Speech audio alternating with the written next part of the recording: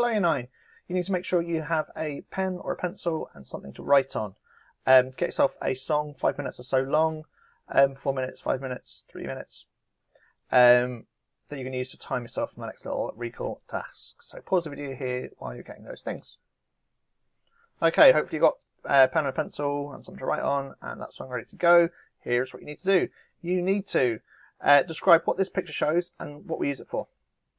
You need to write down 2 equations to calculate wave speed, including the units. You need to draw a diagram of a transverse wave and a diagram of a longitudinal wave. Okay, so pause the video here, play your song, and start doing that.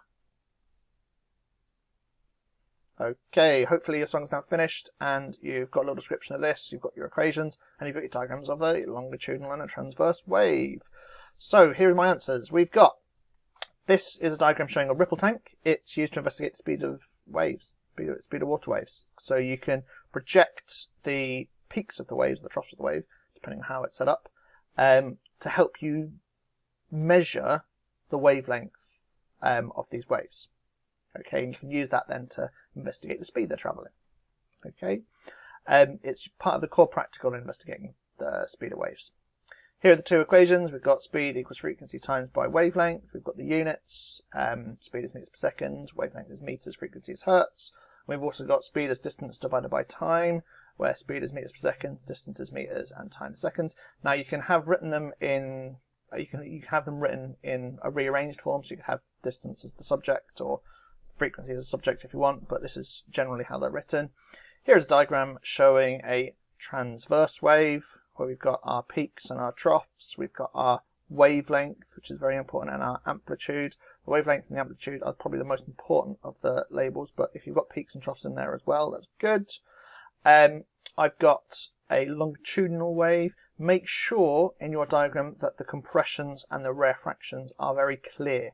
So make sure that you've got them bunched together, however you've drawn it. You might have drawn dots, but if you've drawn a slinky like this, make sure that those spring bits are really close together for the compression and spaced out for the rarefaction.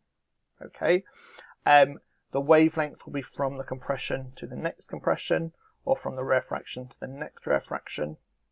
Okay, oscillations, another word for vibrations. Okay, anything to do with that is good. Okay, so this week we're looking at some past paper questions on wind, geothermal, and solar energy resources. Okay, so there's going to be a link that will take you to Exam Pro, and you've got your questions and your mark scheme. So you want to spend about 20-25 minutes, okay, trying to answer the questions, and you can do it.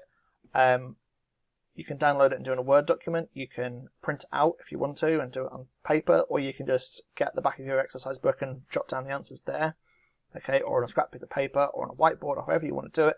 So you write down the question answers. You don't have to copy down the questions. 25 minutes doing that. Then you can go to the mark scheme. You can use the mark scheme to help you try and correct the answers that you've written. So see what you got right and see what you got wrong. And if you've got something wrong, give it a correct. Okay, and take a picture of your questions and corrections, or a screenshot if you've done it on a computer, and upload that as your classwork work. Okay, so hopefully you're having a great time at home.